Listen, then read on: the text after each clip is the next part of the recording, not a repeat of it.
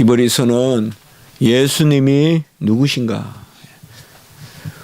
우리가 요한복음에 보면 예수님이 하나님의 아들이시고 그리스도이심을 증거하시려고 많은 표적을 보이시고 또 예수님께서 친히 가르치셨어요. 그래서 요한복음에는 예수님이 나는 누구다. 길이요 진리요 생명이요 또 목자요 부활이요 양의 문이요 선한 목자요 포도나무요 계속 주님께서 알려주셨습니다. 히브리서는 주님 자신이 주님이 누구신가라고 말씀하시는 것보다 이제 히브리서 기자가 히브리인들에게 예수는 누구다. 우리 주님께서 고향에서 참으로 대접을 못 받습니다. 나사렛에서 우리 주님을 섬기지 않았습니다. 어떻게 보면 히브리 백성들이 그 아브라함, 이삭, 야곱 2세의 줄기에서 바로 다윗의 후손으로 오신 그 예수님을 가장 받지 않는 것이 바로 이스라엘 사람들이요. 그 히브리 민족이 바로 이스라엘 사람들이 우리 주님을 받지 않았어요. 그래서 특별히 히브리서에서는 주님이 누구신가?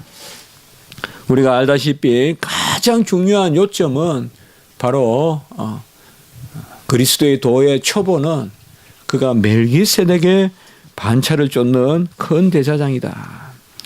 오늘 말씀해 보면 바로 우리에게 이러한 대제사장이 있다. 이걸 아주 선포하거든요. 우리에게 한 큰 대제사장이 있다. 이미 우리가 많이 몇 주간 계속 뻗이지만은 그분이 멜기세덱의 반차를 쫓는 큰 대제사장이다. 그분은 제사장이시요 왕이시다. 두 번째는 이러한 대제사장이 다 이루셨다. 그림자요 모형을 다 이루신 그분이시다. 멜기세덱은 예표예요. 그것을 다 이루신 분이 바로 우리 주님이시다. 그러니까 멜기세덱의 반차를 쫓는다고 해서 멜기세덱을 따라가는 어떤 그러한 멜기세덱을 모범으로 삼는 한 분이 아니라 멜기세덱을 예표로 다 이루시는. 레위의 후손은 한 지파, 12지파 중에 한 지파를 세워서 그들에게 제사장의 직을 수행하고 또 성전의 일을 맡게 하셨다. 찬송을 드리게 하고. 그러나 우리 주님은 모든 선민들의 조상이 되는 아브라함을 축복한 멜기세덱이다. 이것은 뭔가 하면 바로 모든 믿는 자들의 그러한 믿는 자들을 위한 구주가 되시고 제사장이 되시고 왕이 되신다는 것을 말씀하는 것입니다. 지난 주간에 7장 27절에 보면 그가 단번에 자기를 드려 같이 합니다. 그가 단번에 자기를 드려. 그래서 제가 세 가지 우리 꼭 기억하자 그랬어요. 단번에 자기를 드렸다 이 말이에요. 여기에 복음의 핵심이 있다 이 말이에요. 단번에 예표는 계속 반복되는 거예요. 그림자는 이래도 비치고 저래도 비쳐요. 이쪽으로도 그림자를 보고 저쪽에서도 봐요. 그러나 실체는 하나예요. 그러니까 단번에 그리고 자기를 드렸다 이 말이에요.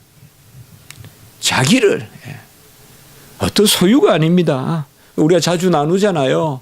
주님은 자신을 주신 거예요.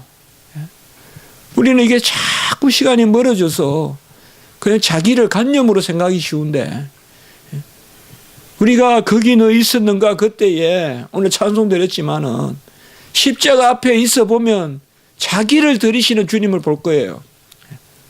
주님은 자신을 드리려고 이 땅에 오신 거예요. 뭐 소유를 좀 주고 가지고 계신 거 나눠주고 그것도 부히 베풀었어요. 넘치도록 베풀었어요. 찾아가서 병자를 낫게 하고 귀신을 쫓아주고 오병이어의 기적을 행하셨어요. 그러나 그 모든 일은 자기를 드리시려고, 그래서 단번에 자기를 드리셨다. 바로 제물로 드리셨다. 그것이 1절에 우리에게 한 대제사장이 있다. 참 우리에게 누가 있다, 이 표현이 상당히 선포적이고 이렇게 숨어 있지만은 딱 한 줄로 우리가 감탄사를 붙여서 한 대제사장이 우리에게 있다. 한 대제사장이 우리에게 있다. 자식은 부모를 자랑하잖아요. 부모가 있다. 형이 있다. 또 어떤 사람은 진짜 또 자랑하고 선생님도 자랑하고.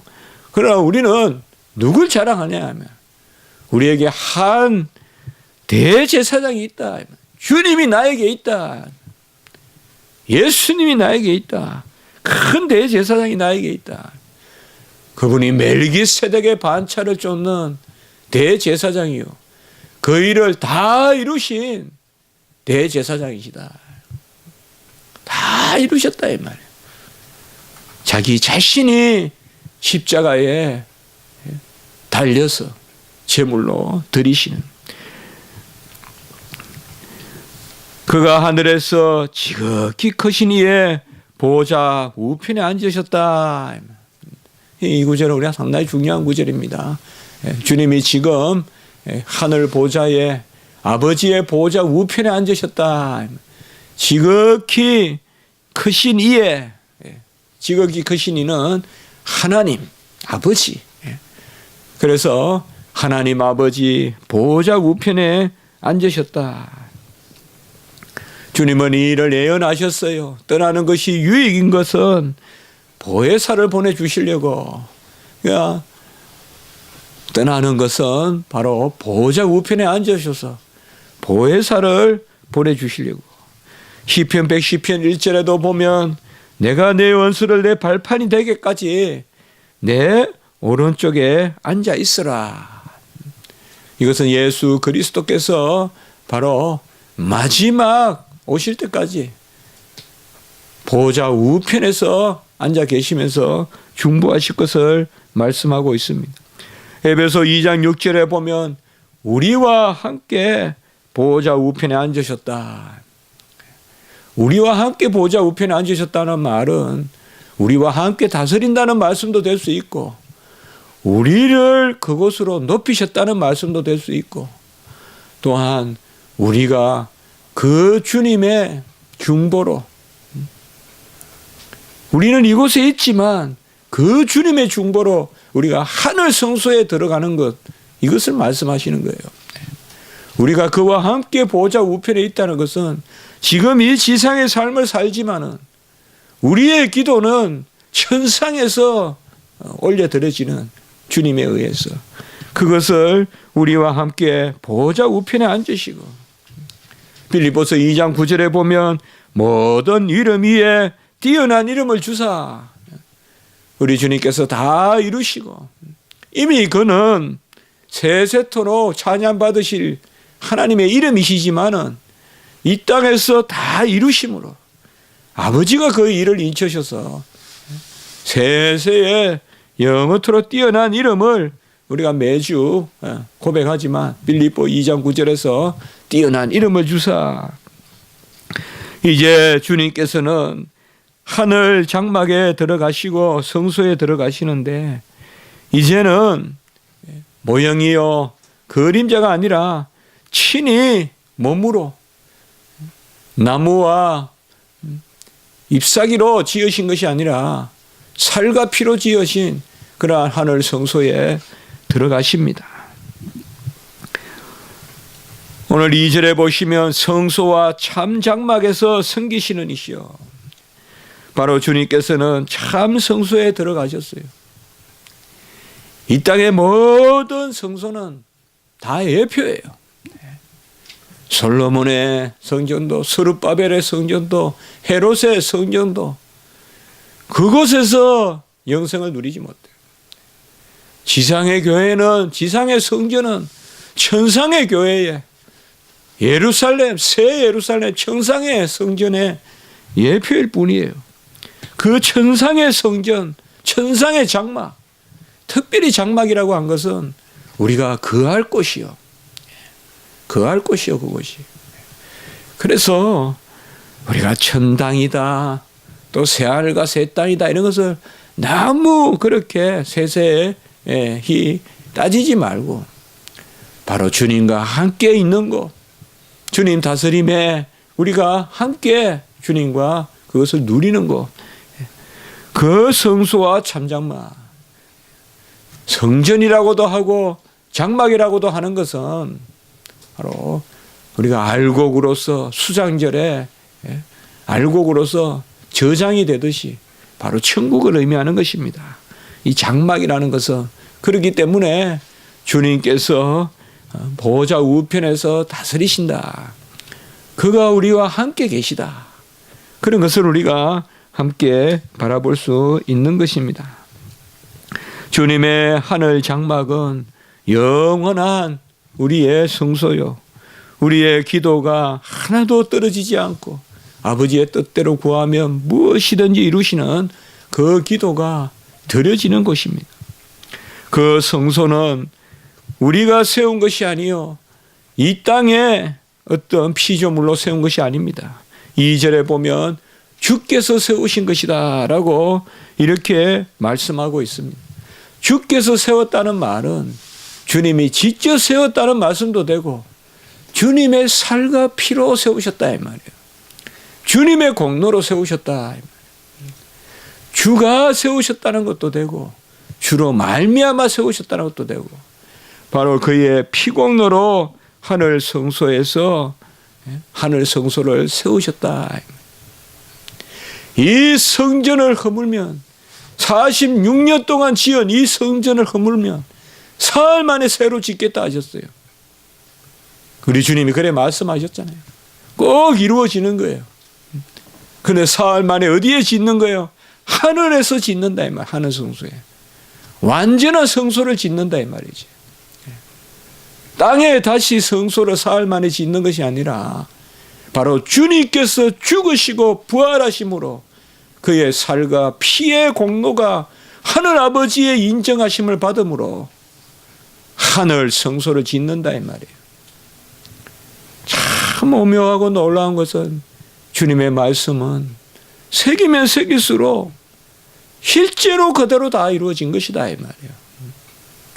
그저 비유로 말씀하신 것이 아니에요. 그거는 46년대 이 헤롯 성전을 허물면 친히 몸된 성전, 우리 주님 자신이 성전이 되시는, 그것은 결국은 주님이 죽으시고 사흘 만에 살아나시는 그 공로로 하늘의 성소를 짓는 것이다. 우리가 오늘 예배 드립니다. 성찬 거행합니다.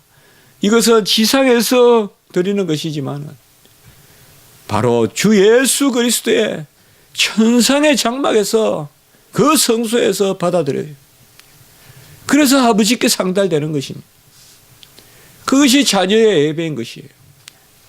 그것이 참 예배고 신약시대의 예배인 것입니다. 그러므로 이제 주님께서는 무엇을 그곳에서 드리시느냐. 오늘 3절에 보시면 그도 무엇인가 드릴 것이 있어야 할지니라. 어떻게 보면 우리에게는 참 쉬운 말 같지만은 당시 이스라엘 백성들에게 이 히브리서는 당시의 상황을 제사장이 뭘 드리느냐, 뭘 번제로 드리고 뭘 화목제로 드리고 뭘 드리느냐. 그도 드릴 것이 있어야 하는데 그것이 뭐냐 이 말이에요. 다 이루신 의다 이 말이에요. 약속된 것을 다 이루셨다. 주님은 하늘 성소 보좌 우편에서 주님이 다 이루신 것을 우리의 것으로 기도하시면서 이루시기 때문에 주님은 합당하신 것입니다. 하나님은 절대 공의를 넘어서는 그러한 사랑을 베푸지 않습니다. 왜 새하늘과 새 땅에서도 우리의 면류관을 어린 양 예수 그리스도에게 던져야 하냐 이 말. 그것은 예수 그리스도께서 공로가 있으시기 때문에 중보하시는 거예요. 하늘 성소 참 장막 참 성소에서 우리를 위하여 친히 간구하시는 것은 주님께서 다 이루셨기 때문에 그렇습니다. 꼭 이렇게 생각하시면 돼요. 우리가 지금 구하는 것은 주님이 이미 다 값을 치렀기 때문에 주님이 아버지께 구하면 아버지는 응답하시는 거예요. 주님이 다 값을 치렀기 때문에 말이에요. 어떻게 보면 우리가 하늘 아버지께 구하면 주님이 그 값을 가지고 아버지께 지불한다 이 말이에요. 그러면 아버지가 그것을 주신다 이 말이에요. 아유, 우리의 쌀 한 포대가 필요합니다. 그러면 주님께서 값을 지불하신다 이 말이에요. 쌀 한 포대 값을. 값이에요, 값. 그걸 벌써 다 지불하신 거예요, 십자가에서. 다 이루었다. 그러니 우리가 담대하게 구한다 이 말이에요. 우리를 위하여 대신 기도하시는 주님께서 값을 다 치렀기 때문에 그걸 가지고 우리가 담대하게 기도하는 거예요. 내 구원의 값을 치렀기 때문에 너희가 내 이름으로 무엇을 구하든지 바로 주님께 무엇을 구하면 주님께서 우리의 구원의 값을 치렀기 때문에 그 값으로 아버지께 나아간다 이 말이에요. 그러므로 우리가 구하면 다 이루신 예수 그리스도께서 우리는 값이 없어요. 우리는 하늘 아버지께 아버지 저에게 이 복을 주세요. 이 언약의 복을 주세요. 우리는 내밀 게 없어요. 그러나 주님의 이름으로 기도하면 주님이 다 이루신 그 값을 지불했기 때문에 아버지께. 그래서 아버지께 구하면 얻는 거예요. 주님은. 다 이루셨기 때문에. 로마서 10장 4절에 주님은 율법의 마침이 된다. 모든 것을 다 이루셨습니다. 구약의 제물에는 그 자체로 공로가 없습니다. 4절에 보면 예수님이 땅에 계셨더라면 제사장이 되지 않았을 것은 율법에 따라 예물을 드리는 제사장이 있기 때문에 이거는 예표입니다. 구약의 모든 언약이 다 예표이고 그 언약에 따라 드려지는 제사가 다 예표예요. 노아의 언약, 아브라함의 언약, 이삭의, 야곱의, 다윗의, 모세의 언약이 노아나 아브라함이나 이삭이나 모세나 다윗의 공로로 이루어지는 것이 아니잖아요. 그건 다 예표예요. 구약의 언약은. 오늘 우리가 성찬을 거행하는 새 언약의 피로 실체가 나타나는 거예요. 제사도 마찬가지예요. 구약의 제사는 언약 가운데 읽어야 돼요. 우리가 언약 체결할 때 제사를 드리는 거예요. 본래. 네. 이 제사도 구약의 모든 제사도 다 예표예요. 언약이 예표이기 때문에 성전도 예표고 성막도 예표고 제사도 예표예요. 제물도 예표예요. 이것이 다 이루어지는 것이 하늘 성소에 있다 이 말이에요. 주님께서 떠나가지 아니하셨으면 지금도 제사장 직분이 율법에 따라 있어야 될 것이나 주님께서 그 제사를 단번에 다 이루셨어요. 이것이 어찌 복된 소식이 아니겠습니까? 이 소식 외에 우리가 무슨 소식을 더 들어야 되겠어요? 다 이루셨어요. 주님만 붙들면 돼요. 십자가만 바라보면 돼요. 다른 거 신경 쓸 거 없어요.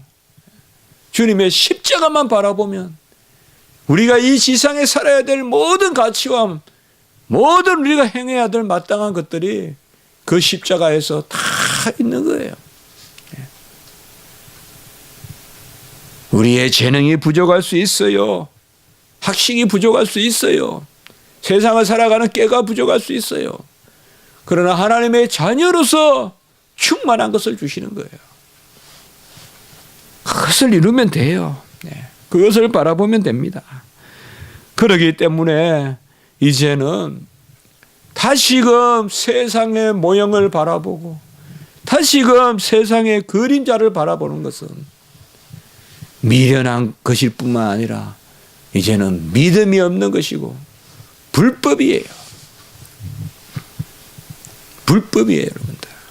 오늘 5절에 보시면 하늘에 있는 것의 모형과 그림자라. 구약을 다시 섬기지 않아요, 우리는. 구약의 모든 제사를 지금 우리가 기억하는 것은 십자가에서 다 이루어졌기 때문에 우리는 되돌아보는 거예요. 구약의 모든 것은 하늘에 있는 것의 모형과 그림자라. 이젠 다 이루어졌어요. 다 이루어졌어요. 우리 사람들은 참 희한해요. 막 뭘 할 때는 난리가 나고 준비를 하다가 정작 그날이 되면 조용한 거죠. 생일날도 보면 막 2주 3주 전부터 생일이라고 막 떠들다가 그날 되면 조용한 거예요. 종교개혁 500주년도 마찬가지일 거고 칼빈 출생 500주년도 마찬가지일 거고 그런 부분이 있어요. 사실 분주한 그러한 구약의 제사보다 십자가가 고요하니까 말이에요. 십자가가 보면 어떻게 보면 막 격식이 있는 그러한 의식이 아니니까 그러한 어떤 막 술을 달고 어떤 모양을 갖추고 그런 제사장의 옷을 입고 근엄하게 드려지는 것이 아니니까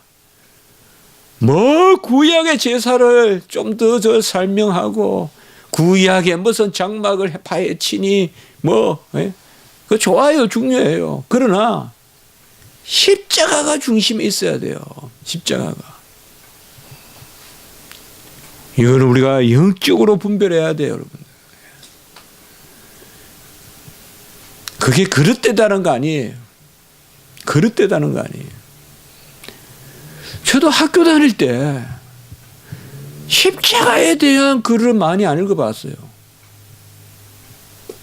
성막을 어떻게 만들고 그거 막 외웠어요. 몇 규빗이고 어디에 뭐가 있고 무슨 털로 만들고 무슨 가죽으로 만들고 그게 중요하지 않은 거 아니에요. 그러나 십자가를 우리가 더 깊이 바라보고 공부해야 돼요. 십자가를.